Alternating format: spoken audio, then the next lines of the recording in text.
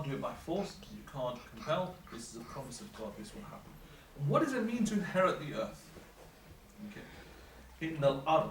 So the Quran, the verse here uses the word al-ard, which means the earth. It doesn't use the word al-Makkah, al-Medina, okay?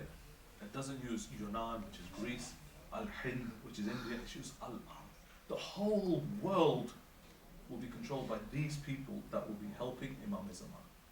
So there will come a time in the future when the Imam makes his reappearance that the whole world will be governed by the Imam and the true followers, Ibadah Salihin. Okay? So our objective is to understand what is the characteristics required to fall into that category. So if the Imam comes tomorrow, will we be part of that group? Today we live in a society, in a world where constantly you're bombarded, constantly the youth are bombarded through their phones, through TV, through the internet. They're constantly bombarded of what it means to be perfect, what it means to be perfect is the word, what it means to be the perfect human being. For men, it's to be muscular, strong. For women, it's to flaunt their beauty. Okay? These images that are constantly bombarded are not the images and not the message of Islam. In Islam, the physical body, and again we'll touch on this in detail, the physical body is a vehicle from one place to another. Allah subhanahu wa ta'ala declares in the Holy Quran, on the Day of Judgment you'll look back and you'll look back in your life in this world and you'll say, it felt like a brief second. It's already gone. Trust me. I'm an old man. I can testify to that. Life just goes very quickly. You look back and think, I was a kid only a few years ago. Now I'm an old man. Okay? Life goes. So there is a certain objective in this life, certain aim of this world, a certain objective that we need to achieve in this life. And that objective is becoming Ibadah Salihin. It's to go into this category. Okay? It's not what you see on TikTok, it's not what you see on YouTube, it's not those things. And as we're increasingly discovering, a lot of these people that say, do this, you'll look like this, eat this, you'll look like this, are actually misleading you. There's no control around the advertising there, right? On TV there's controls around advertising. But on these social media there's no control. So people are lying. Not just on your looks, they also lie about how much wealth you can make. Buy this, sell this, I'll teach you how to make so much money. And we find out that the people have been lying about these things, okay? But this is a false impression created by Shaitan to suck us away from Sirat al-Mustaqim. Okay? This is the false messaging of Shaitan to bring us away from Sirat al-Mustaqim.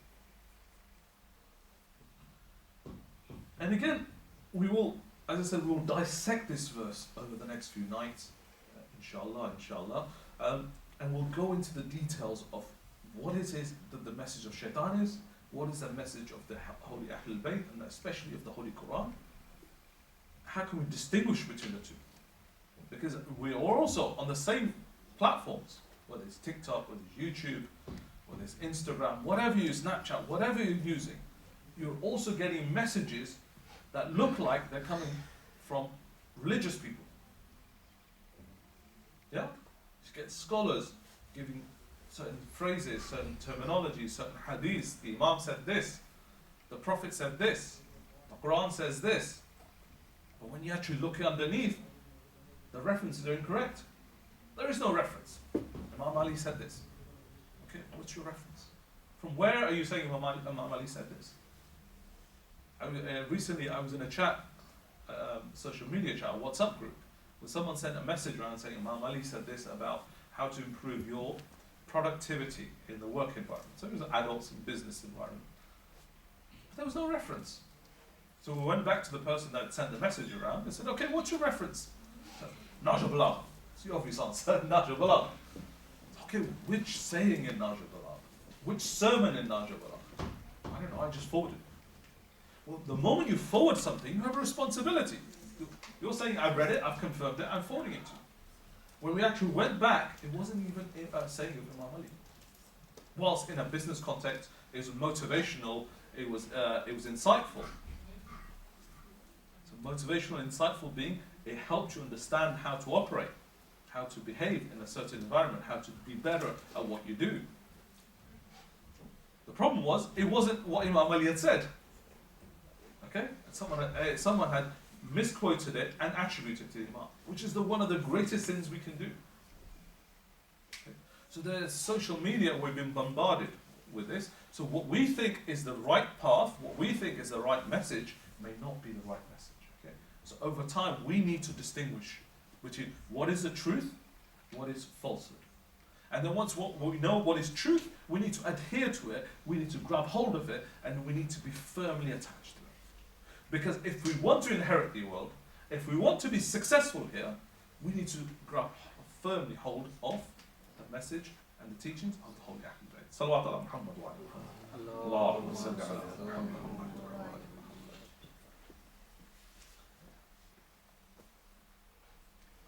Now, as I said, today is just an introductory. We will maybe spend another 10, 15 minutes because I think the Urdu lecture started before us whilst we were getting ourselves set up. The idea, inshallah, will be that we'll finish the English majlis and you will then be able to go upstairs and participate on the side upstairs, okay, and the matin. I don't know what's been organised this year, given the COVID situation, but certainly the masajid upstairs with Malana. So, the verse of the Holy Quran makes it very clear that there will be certain people that will be that will inherit the earth, will rule the world, and that's a promise of God, and that will happen at some point in the future. The question that we have to ask ourselves, we asked, and Imam Muhammad Baqir answered that, is this is the time of Imam Zamana, and it will be his helpers that this verse refers to. The question that we also have to ask ourselves is, why did Allah subhanahu wa ta'ala refer to Az-Zabur? Az-Zabur is what? It's the Psalms. Psalms of who? Hazrat Dawood. So Hazrat Dawood was a famous prophet. He came in the time of Bani Israel. Okay, so he came in the time of Bani Israel, and he was given a certain book. It was called the Psalms of David. Do we have a book called the Psalms of something in our religion? No? Psalms of Sahifa Sajadiyah. That's translated as the Psalms of Imam Sajjad. Okay? So if any of you read Imam Sajjad's work, then you'll understand.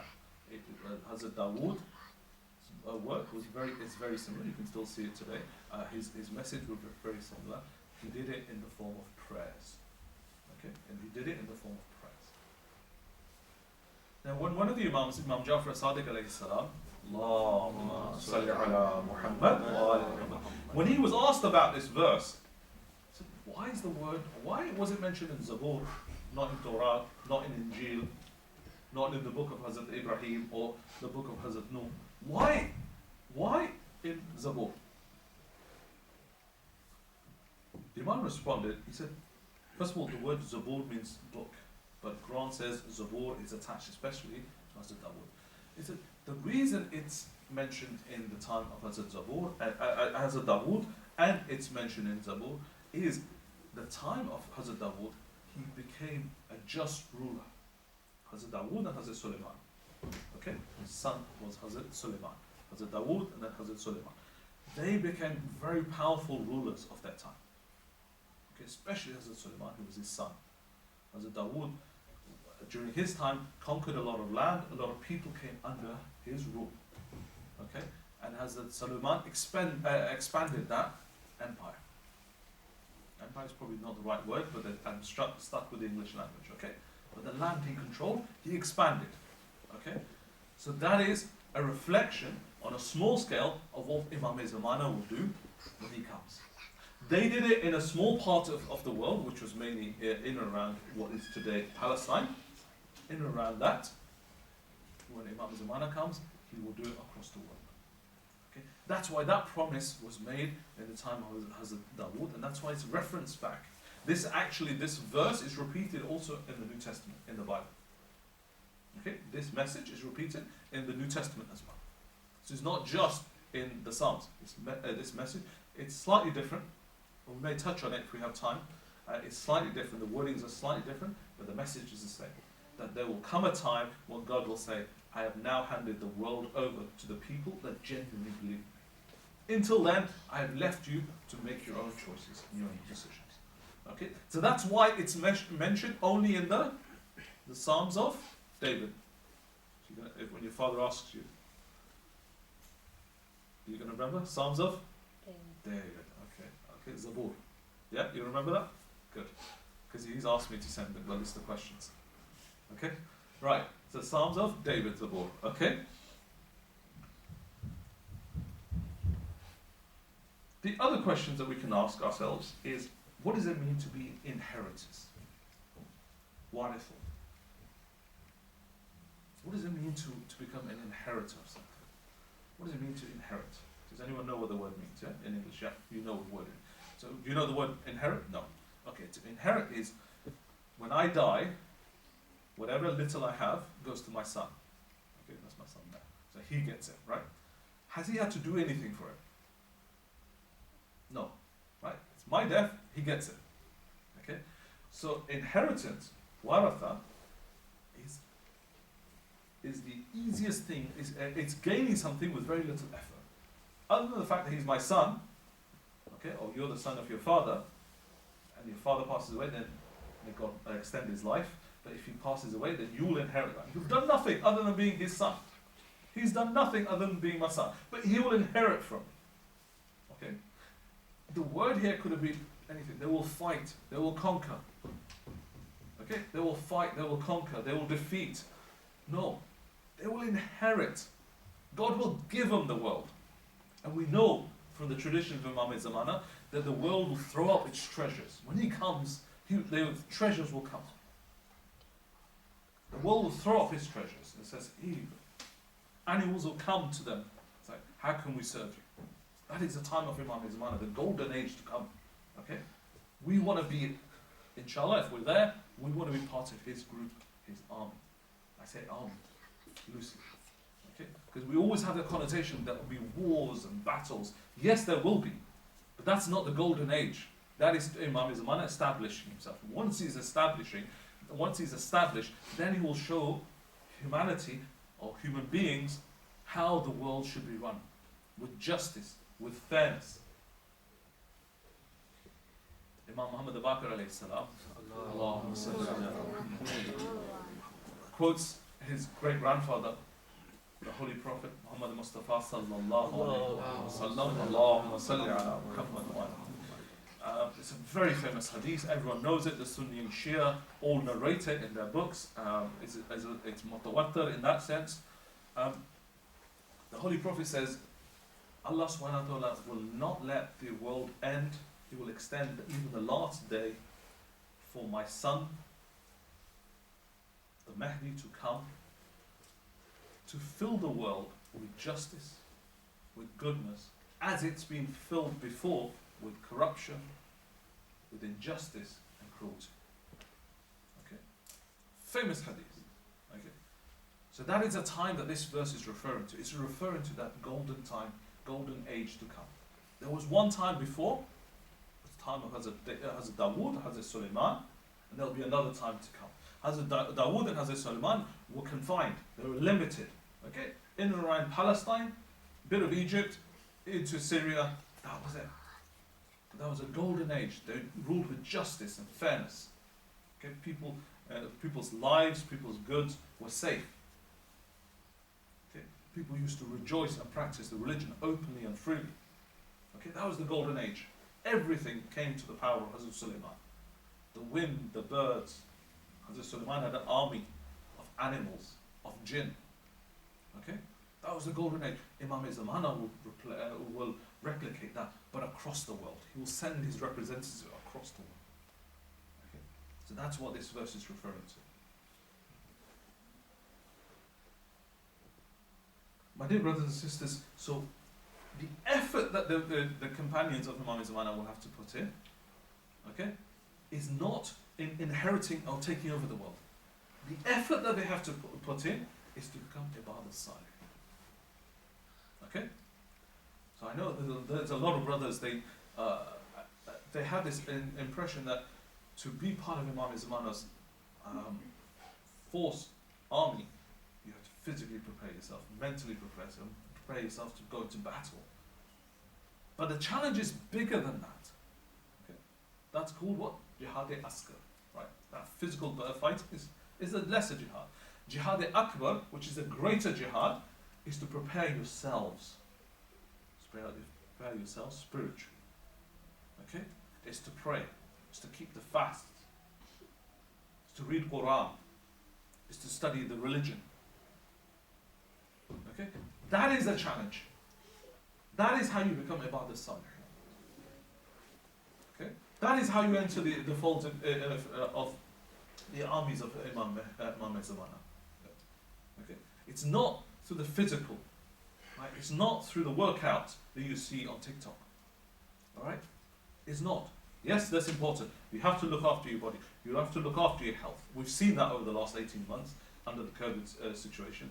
People that were unfit and unhealthy, a bit like myself, a bit overweight, right? When we got COVID, we suffered.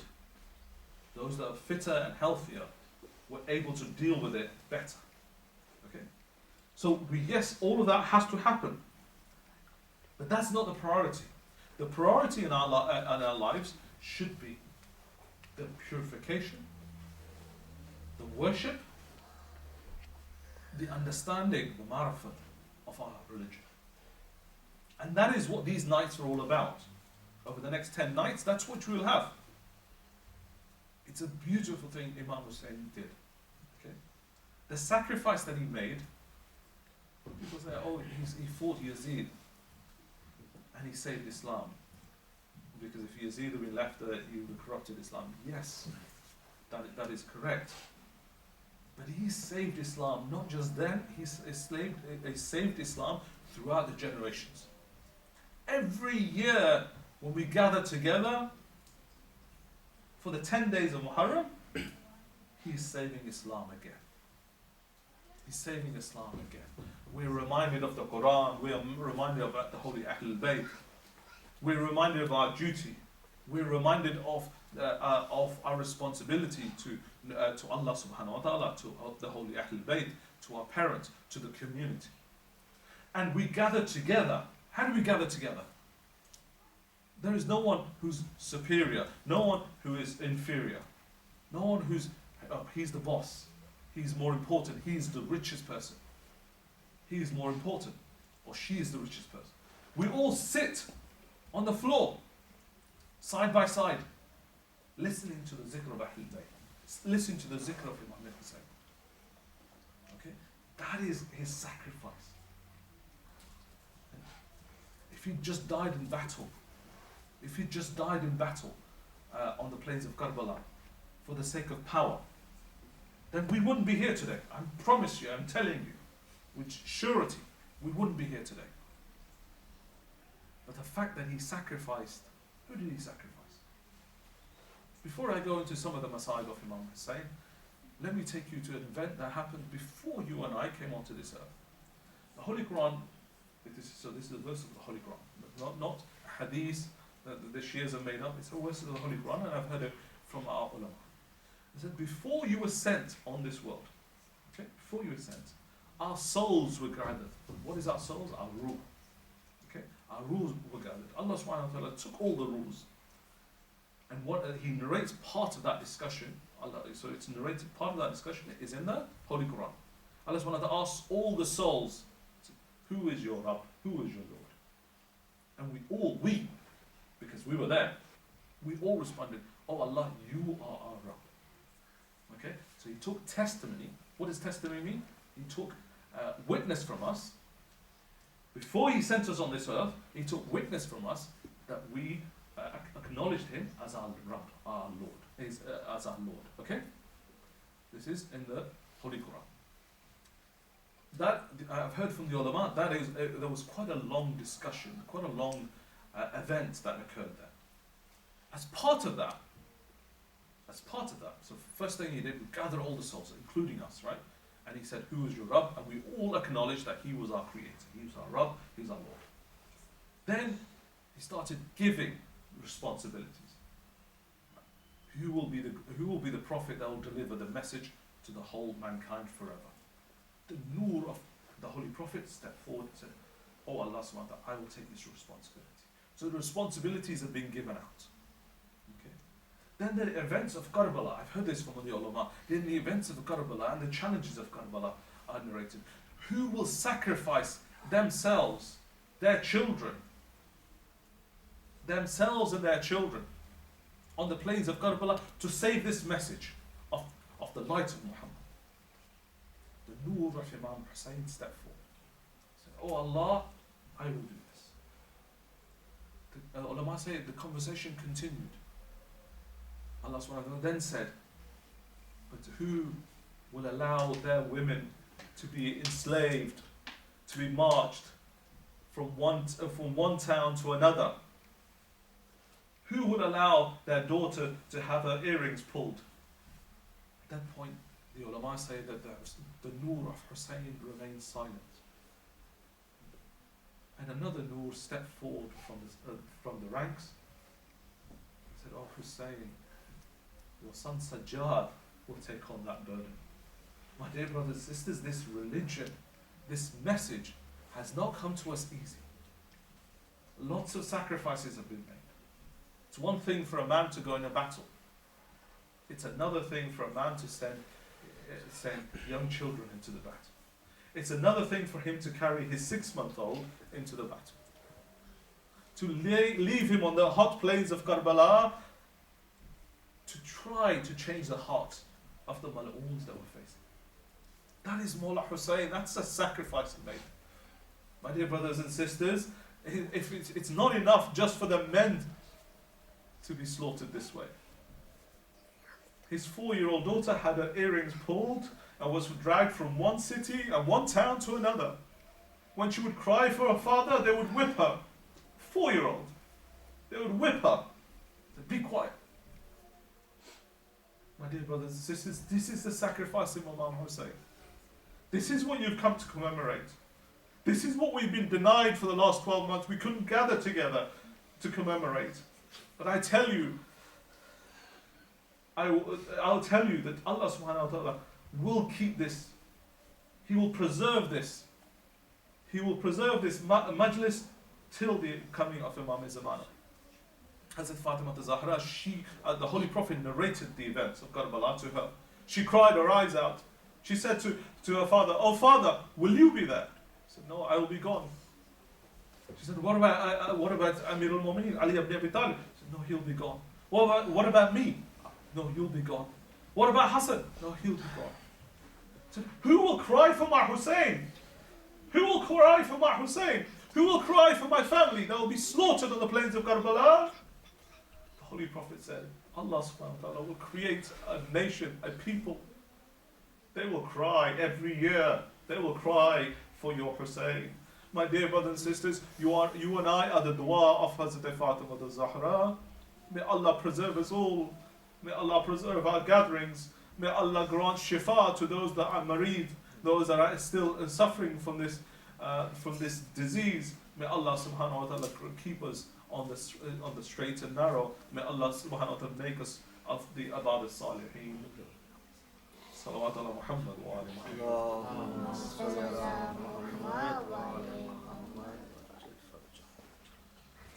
If the sisters want to make their way up, the brothers just wait here a few minutes, please. Thank you.